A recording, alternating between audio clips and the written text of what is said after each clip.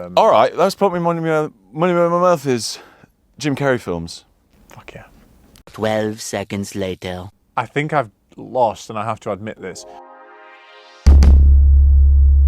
Welcome to Fredflix. This is a film and TV podcast brought to you by Cineworld. And another very special guest. They just keep on coming. Today it's just Dave. It's me. Is your surname Durkom, right? Durkom. Durkom. That's what I go by. Yeah, I just didn't know how to pronounce it. No, so no, I just no went one with ever does. Dave. Yeah. I mean, it's a known secret. It is a stage name. Oh. But my actual name is so close to it that it's kind of pointless. Why did you want to change it? Because when I was starting out in comedy, I was like, I want a name that... have you heard of Google? Is it Google whacking? Have you heard of that? Yes. Where when you type it in, that's the only thing that comes up. Okay. And I was like looking for variations of words that were kind of in that range. Durkom, there's just nothing in the world that is called that. Right, So that makes sense because when I heard it was, when you said it was your surname, I was like, that doesn't sound like linguistically it means anything. It doesn't sound like you get a sense of some surnames, you're like, oh, where's that from? Like my Asquith, you're like, oh, where's that from? Yeah. Durkom, you're like, what? Is that? But it's not. It's not so good that it's like cool enough to have made up. Yeah. And then I realised, I was like, why would anyone be searching for it anyway? Because you're famous. That's true. Yeah. So people search it right now, see if I come up. Type Yeah. Durkom. Please let us know if when you type Durkom into Google, anything else comes up. Because if it does. He's fucked. Yeah, I'm just gonna quit. I met Dave through TikTok. When did I actually? Was it through TikTok? You came to our show, didn't you? Yes. That's when you... I like to... So it's part of a double act called Dirk and Ski. Really funny TikTok account. Go have a look at it. Would you say you're Insta first now, right? Probably. We post everything on everywhere, but Yeah. I feel like the Instagram's taken off a bit more now. It's just because it was the TikTok originally, but... Yeah. So go have a look at that. And Dave is here on the pretense that he's apparently a film snob. That's what he said. Well, when you invited me on, I messaged you going like, I'm actually pretty good on films. Yeah. We listen to all the same film podcasts. I actually didn't know this about you, I don't think. Did you not? I guess the only time I might have guessed it was when on your show you do like the improv section where people give lines. Oh yeah. And I think there were a few film lines in it. I remember it was the show you came to. Yeah, in our live show we do this bit where we're basically acting out a scene and we get improv lines from the audience. No, impressions, sorry. That's it. And someone said, yeah. "Can you do?" We like go, give us an impression to do, and then someone said Al Pacino. That's it, yeah. And then I just did really loudly, the bit where he goes, "You got a great ass." Yeah. And it was just, You got your head all the way up it. And it was at that moment I was like, probably like 4 people here have seen Heat. So you're just like, Yeah. Surely everyone knows that surely line. that's such an iconic scene. But I was like, But nobody laughed. What if you had to choose a preference? Would it be TV or film? Film. I was asking people the other day, I was like, I way more if people like, you got an hour or a couple hours free in the evening, I'm always like, I'd much rather watch a film than start a series. I just think you can get a full story out with a full set of characters and see something that's like new and exciting in a 2-hour, 3-hour period.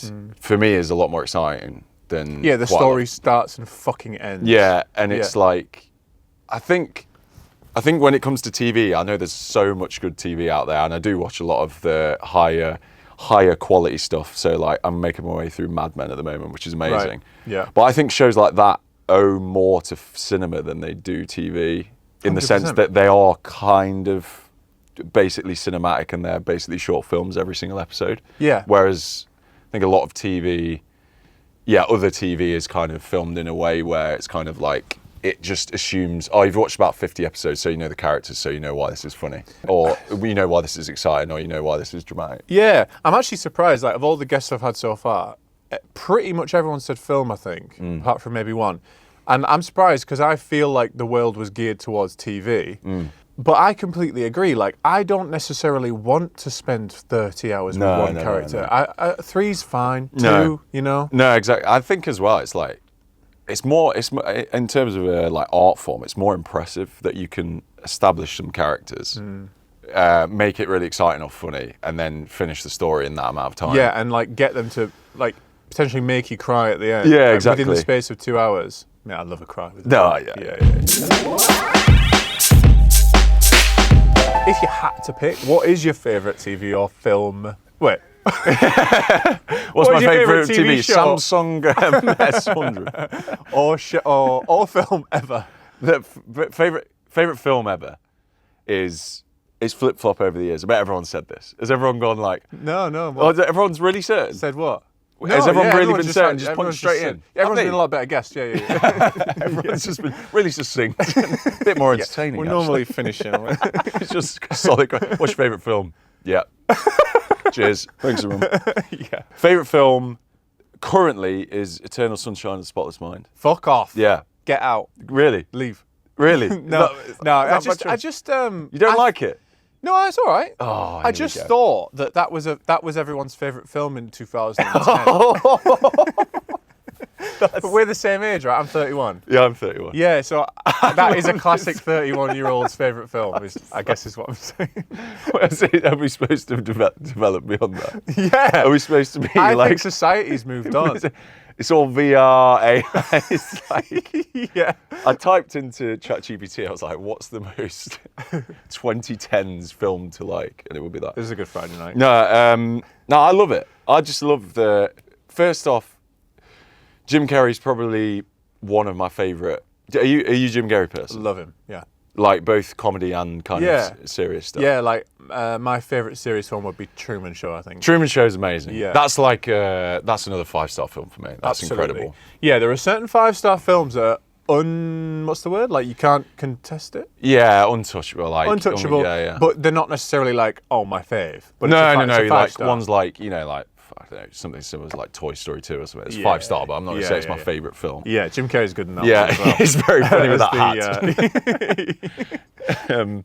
hat. No, I think it's mainly Jim Carrey's amazing. I love Kate Winslet, and I think it's just the vibe of the film. I don't necessarily like, because those kind of like almost like quirky, because you would put it in the quirky category, wouldn't you? For sure. Like it's maybe very the quirky, maybe just below being John Malkovich. Yeah, and it's kind of like a lot of my comedy that I do with me and Ski and just my normal stuff is a lot of parody. Yeah. And I think there's a lot of tropes in that quirky thing. It's like, oh, the main character's very good at writing, or like, I don't know, like they're all idiosyncratic. They shout in restaurants, and they're like, ooh. Yeah. Right, Or like right. or like there's like a weird dance number or something like that. And it's kind of like, I sometimes find those kind of like, they're almost like tropes, a bit annoying. 100%. And when it's done badly, I find them really, really annoying. Mm-hmm. But there's something about the tone of the film where it just like, it's just very dreamlike.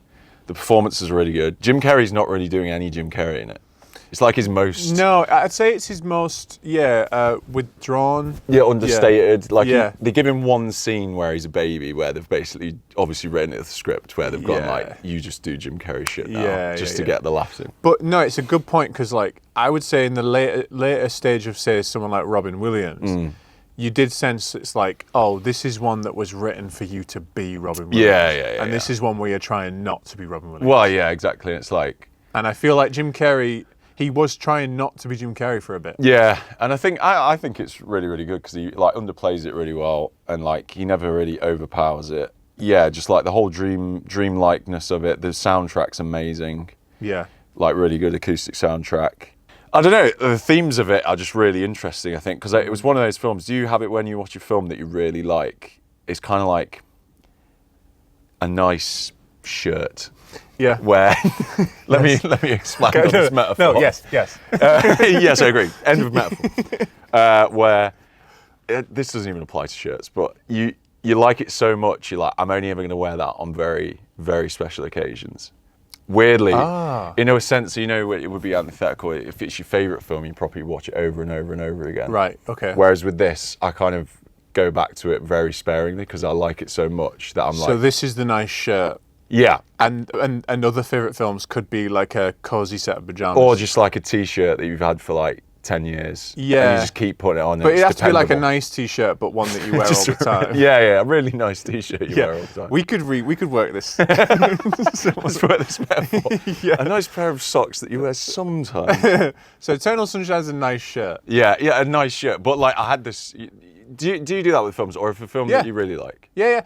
I don't like it when I rinse it. No, yeah, I got a sense the other day with There Will Be Blood that I might have rinsed it. Oh, really? And I felt really sad because I show it to anyone I can. Yeah. And latest is my girlfriend, and I also don't like showing a film to people who don't respect it. Don't respect it. I love to see that conversation. Do you know what I mean? Just before I put this on, do you respect the At film? least give it respect. Do you respect cinema? Please fill out this question. I didn't actually watch it. I just stood and watched it like the whole time. You're not respecting the cinematography in this shot. Yeah.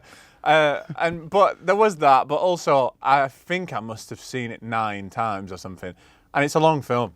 It's a long do. What is it? It's like 2 hours 40 or something, isn't it? Yeah, and it is well paced, and I do think it is the best film ever made. I think there's a difference between films that are objectively amazing and ones that are like, good on their own terms, versus ones that you actually find the most entertaining.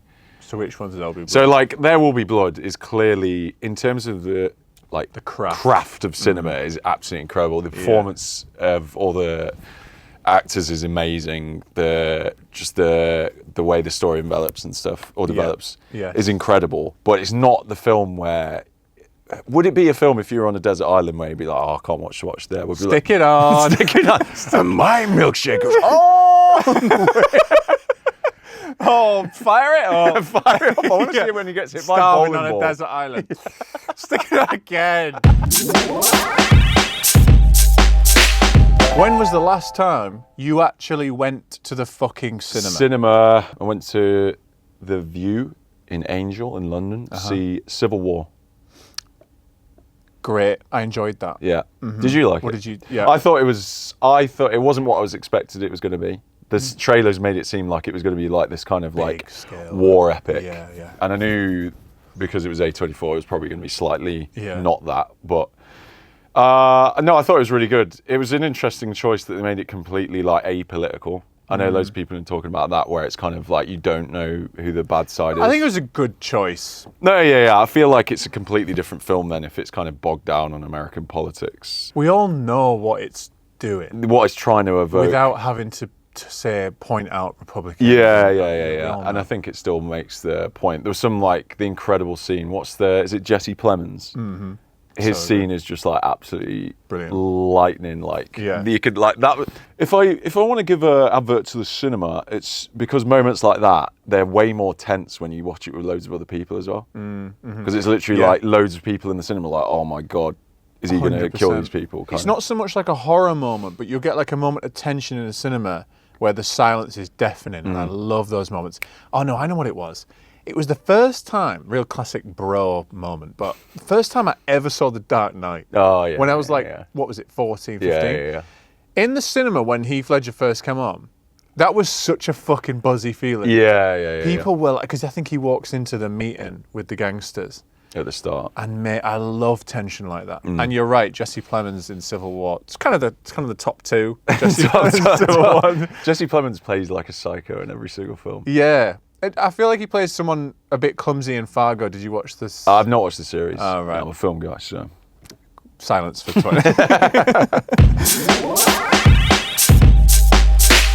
Let's say we're going to the cinema, like one we're in right now, and you're going to get your snacks. What are your go-to cinema snacks? Are we allowed to say that we bring them in? Yeah. So I would always swing by a supermarket of choice, maybe a Tesco, maybe Sainsbury's local, and I would get a grab bag of some sort of chocolate. So I get, have you seen the caramel buttons that have just come out? No. They're new release. New release, they dropped the other day. They Yeah. dropped the other day. They've been out for a few months, but they're very tasty. And if I was in a shop that had it, I would get some salt and sweet popcorn, the classic. Yeah, okay. And would you say it's better than the product at the cinema, the popcorn, or? 100% yes. just the texture of the taste. It's just 100% there. The taste of cheapness is so good. I would say outside the cinema as well, crisp is my snack of choice, but you really? can't feasibly have that in a cinema. No, it's an absolute nightmare, mate. But they sell nachos. Nachos, they do. I don't know really why cinemas do that, and I don't know why snacky things tend to be loud. It's quite frustrating. Yeah. Like, this is a history lesson. Do you know why popcorn is associated with cinema, why it started? I do. Give me a sec. Because it's easy to transport and cheap to pop. See, I didn't know, but you've just told me that. Is that cheap to pop? Did you not know? No, I didn't know that. Cheap to pop. Imagine asking someone something, just hoping that they knew. Yeah, they know the information. Yeah. Cheap to pop. That is really insightful. I didn't know that. And now it's got this, cinema and popcorn are intertwined forever. Yeah, entwined. I think the word is. Betwixt. Twix are nice as well. Oh. There's your segue. Your life's on screen. What format is it in? And that can be anything from something in the cinema to a 3-hour epic to a rom-com. It could be a Netflix series. It could be a sitcom. What genre is your life and where am I watching it? I would think it would be a comedy film. Mm-hmm. British made. Low budget. Starring me. There's a kind of Louis C.K. Larry David style. As the main character. No, it would be one of those films where it starts off and you're like, oh, okay, this is quite funny. And then probably about 20 minutes in, you're like, oh, they tell it's kind of the same joke going on constantly. Okay. 40 minutes in, the main character puts on a silly hat or something to try and keep the comedy going. Yeah. There's a scene where they go on holiday. Mm-hmm. And then there's a scene where he has a brother that's also played by me in a kind of, Nutty Professor style thing where I play all the characters. Yes, yeah. And then you're checking your watch because you've not laughed in ages. You're the first one to pitch a bad film. But also, I'd quite like it if this idea was led to them. It starts off with the guy being likable and funny, and it ends up being more like a Taxi Driver piece where it just goes off on one. Yeah. Isn't that's a this guy's a bit unhinged. this guy's a bit crazy. There is that film. Is it King of Comedy? Yeah. I've not watched it. Fucking great film. But it's supposed to be like what Joker got loads of its inspired from. Yeah, it's almost like King of Comedy is an extension of Taxi Driver, and then Joker's an extension of that. Yeah, Joker was basically just a rip-off of that film. Yeah, but you're going to rip off Joker. I'm going to rip and I'm going to be the one that everyone's going to share Facebook memes around. Yeah, and just put a quote next to my face like this. Yeah. And it'd be like... Yeah. So it feels like that would be a box office flop. Probably. But the thing with comedy films is comedy films have got a weird past because they're not massive at the moment. I can't remember at least not in recent memory, a comedy that's properly cut through. No, it feels like bad comedies. Sorry, comedy got worse, and the last person to be successful with it was Adam Sandler. Adam Sandler or Will Ferrell in the mid 2000s, all the Judd Apatow stuff. But I think some of my favourite films, Spinal Tap's probably my second favourite film. Oh, that's a good one. And you got ones like Naked Gun, Airplane from the 80s. Wayne's World would also be in my top 5, which is incredible. I see what you're getting at. Comedy's had a real prestige before. Really, really prestige. Never been recognised in anything like the Oscars or anything like that. Whereas some of the performances are incredible and but even in the 2010s, 21 Jump Street, that was incredible. Yeah, that was funny. really rewatchable and funny. Yeah. And I feel like when a film like that is recognised by something like the Oscars, it's a comedy film. Sorry, it always has to have some kind of artful edge. So it would be, I think Annie Hall won Best Picture. And that's quite funny. Yeah. Have you seen it? No, it's the Woody Allen one. Yeah. I think I've seen it already. And then what was the other one? It always has to be something dramedy. Yeah, a dramedy. Yeah. I remember the other day rewatching Anchorman, and I feel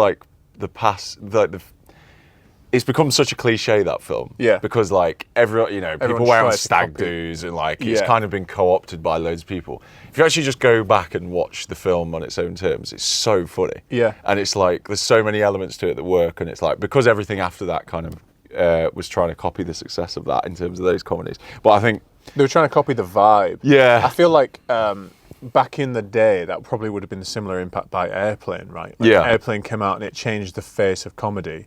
Such a weird style, and you even go back to Airplane now, and it still feels like no one really replicated it. No, what do you know the story behind that? No. In terms of, so for those who haven't seen it, it's like a parody, I'm sure people have seen it, but it's like a parody I can of put a some little disaster bit of film. info here. Parody of like a 50s disaster film where loads of people are on an airplane and it's crash landing and the pilot's got to save the day or whatever. They bought a script, the entire script and rights to a film that's the exact same plot. So the exact drama. Yeah, it's like 1950s or 60s. I can't remember the name of the film, but they basically had the rights to the entirety of the film.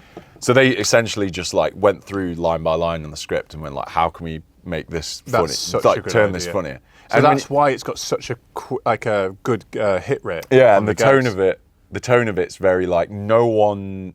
I love this style of comedy where it's literally like no one in the film is like ever breaking. They're all completely serious the entire time. So if you like had it on with off mute or whatever, you could kind of think, oh, that's just like a drama, and that's kind of, you've got to take it that seriously to make it that funny. Yeah. And when it got to Naked Gun, Leslie Nielsen's character started like looking at the camera and going, "Whoa, this is weird, isn't it?" Yeah, And it kind of, but I still love them. But like Airplane kind of just kept it completely straight. Same with Spinal Tap, plays it completely straight in a Spinal Tap mockumentary was a style. master of that, playing it straight. Which actor would you want to play you, and then which actor would probably play you? What? You know, like who do you want? Right. So who do you want if to be? it's going to be a successful comedy film, Yeah. if I'm going into it sincerely, best comic actor. I hate to say it because I don't really like him, but someone like aloof comedic actor at the moment is like Ryan Reynolds. I mean, I'm not the biggest Ryan Reynolds fan. I'm not at all. I really, really didn't like Deadpool, and when that Yeah. did well, I was like, "Am I on a different planet to those people?" It was like 20. Speaking about outdated films, it was like, I think, when did that come out? Like 2014, 15, and it had a joke where he like walks past someone and farts, and then goes #drive-by. Now I remember thinking then, I was like, he's doing a hashtag joke, like you know when you say hashtag then something, and that's the joke. Yeah. I was like, didn't we like that was a joke? It was already old at that and I was point. like, obviously films take ages to come out. Yeah. So bet in the writers' room, they're like, oh, Fuck yeah. have you read the script? The hashtag fart joke. Did you get to page 12? Yeah, oh, mate, this is gonna bang. You're gonna kill yourself. Yeah. That's another thing with comedy films though as well. I bet that does happen loads. Where they Yeah. write stuff Trying to write like relevant stuff. and it'll be they're writing it in 2017 and it gets shot in 2021. Yeah, and but it's like- anyone who does that, in my opinion, mate, is dumb. Because there are some principles of comedy that are universal. Yeah, and you yeah, don't yeah. need to be putting fucking hashtag jokes. But in. that's why I think quite a lot of comedy films avoid doing pop culture references to a Yeah. certain extent because they know they outdate so quick. I saw Deadpool. I also didn't like Deadpool, and I saw the first one. Oh, it might have been the second one, maybe. But I just saw it in London when I didn't live here yet, but I was visiting, and I was hungover the next day, and I went to see Deadpool, and I was in such a bad mood. Can you imagine? Just not having a good time. I feel like there's certain films that you do not want to see hungover, and a comedy you're not finding You're not funny finding funny. is the worst. Yeah, one. yeah. Yeah. It's so bad. Recommendation for you and the audience. There's a rom-com parody that had Paul Rudd and Amy Poehler in Yeah, it. I've seen it. We Came Together. Yeah. Do you like it? really, really good. I thought you'd like it. because that's like Naked Gun Airplane. Yeah, style. so I feel like let's say forget your life on Yeah, screen. yeah. If you became a comedic actor, you'd be good at things like that. Oh, like yeah. spoofy. Yeah. Stuff. Like what we do in DXT, we do a load of spoof stuff. I like playing things completely straight. Yes. And like The Simpsons is my favorite TV show, and that always did that amazingly, where it's kind of like it's just taking the mick out of formats and things that are already pre-existing in the world. Yeah. Or like just being the silly one at the back of the class going like, Yeah. this serious thing, I'm just going to take the piss out of it. But you play it straight in like an interesting way because you maybe like a Rowan Atkinson where you're playing it straight, but there is obviously comedic side to it that's maybe like for the audience. Yeah. You know So what I mean? like- But not in the scene. No, exactly. If you were having a movie night with up to 4 ideal guests, and they could be characters or actors or anyone else in the film and TV industry, directors, whoever you want, Yeah. who would you pick? You can just pick one, or you can pick 4. I'm just trying to think, like, in terms of actors of people like you would just like idolize. Jim Carrey would be one of them, but I don't know. Now? But I think if you actually met people like that, would you be able to have a conversation where it's like... If they were coming to my house for a movie night and they had to be there, I think we could have a good chat. But if I was meeting them at an event, like at this TikTok event I said about, Phoebe Waller-Bridge was there, and I didn't know what to say to her. Yeah, Like, yeah. I have no idea. But if Jim Carrey's at my house, we'd have a good chat. Carrey's popping out. Yeah. Hey, right, Jim. What are you Yeah. up to? We'd have a chat. I mean, I think he's quite depressive, though. How would you deal with that? Just serve him a really good meal.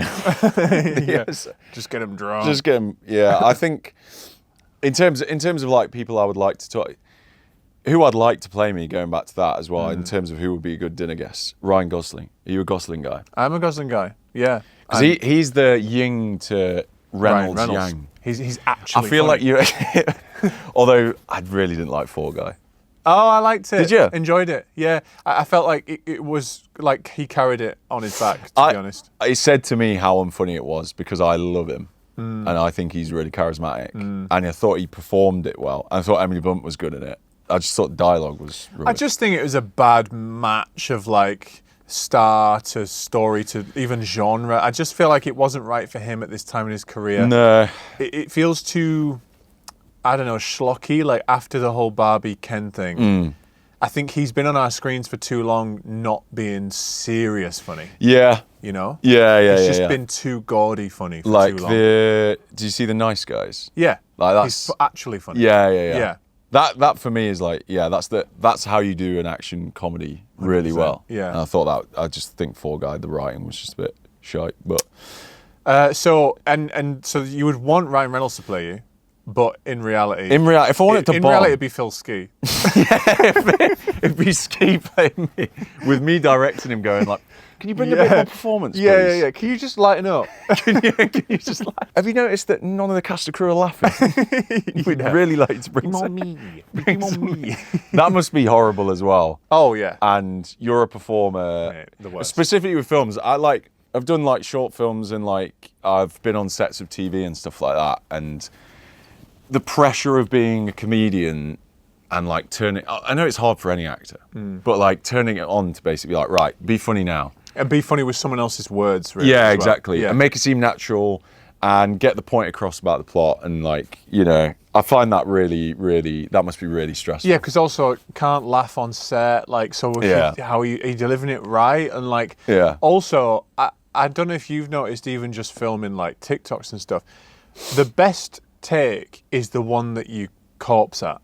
And then you try and do it again. Yeah, we literally had that the other day with me and Phil. We were filming Summit and we just started laughing immediately. This is so self-congratulatory. We were pissing ourselves out. We couldn't even get the words out. You'll know for like doing loads of clips yourself, you just literally, you know when the funny one is. Like you just go through them and you're like, that one, even though I've said the exact same words, it's like Just the the rhythm inflection of it. on one word. Yeah, it's like it's the the way rhythm. it's the face you pull at the end. And then, and you always do, there's always like a take where the rhythm's off and you're like, wow, those were the exact same words, but I literally want to fucking shoot myself. Like, it was so not good. Can you imagine being like a director though, like on a set, like trying to direct that? And I know. I'm always just "Can like, you sorry. Like, I know that wasn't right. I know that wasn't funny. And he's like, well, just do the fucking right one. Yeah. He or she. You're going to the cinema and it's not dissimilar to this. It's a block of seats with 2 aisles either side. Yeah. Where are you sitting? Always at the back. At If the I back, can. full back. Okay. Yeah. I'm glad you said this because everyone keeps saying fucking middle and I can't put everyone in the No. middle. I've got a picture of the seat map that I'm going to put there. Everyone's in the fucking middle. I think there's a couple of people around about, but I'm glad you're going somewhere else. It's the same with trains. It's the same with Back of the buses. train. back of the train. With my phone just playing out music. Out I've loud. never heard of back of the train. I want to be the back of the cinema, back of the train, back of the bus, because I just like seeing what's in front of me. Yeah. I'm just like seeing. This is the second take thing that we just had. It's like, it's not as funny. You're like, Yeah. let me do it again. I like being at the back of the train because I like seeing what's in front of me. All right, I'll stick you at the back. Thanks. Yeah.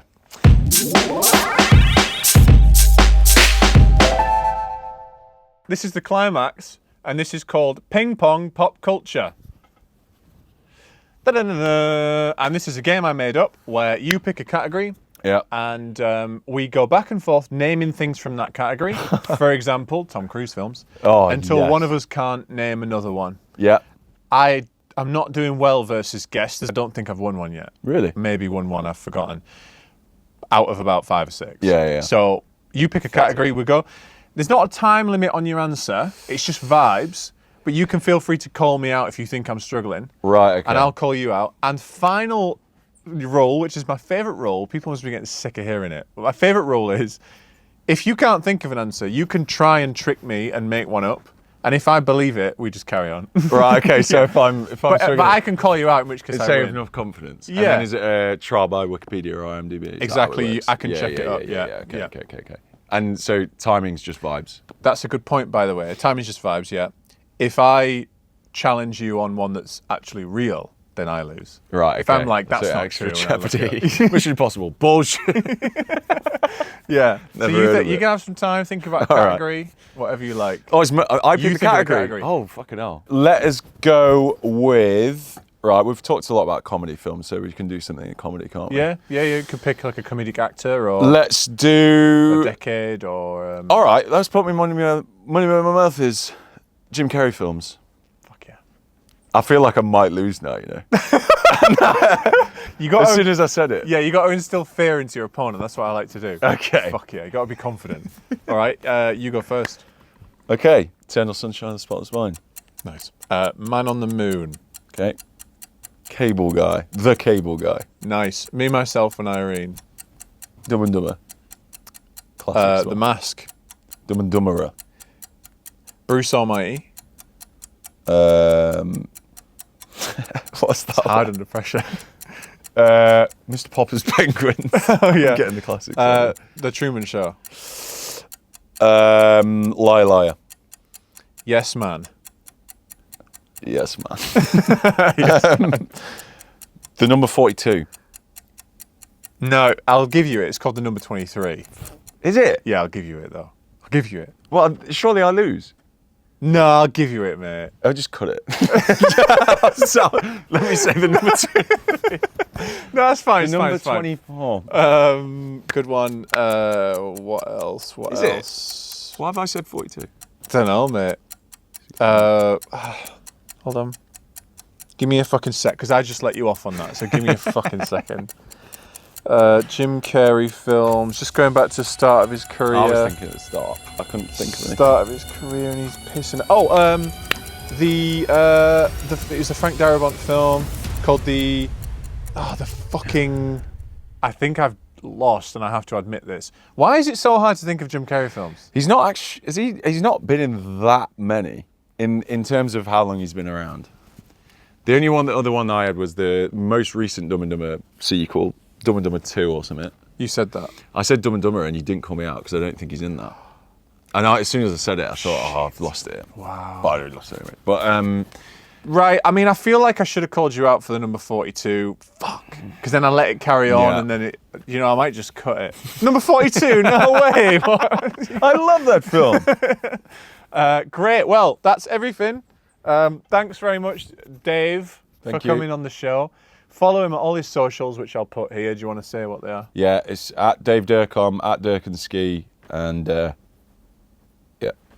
Nice one. Nice. Thanks very much. See you next time.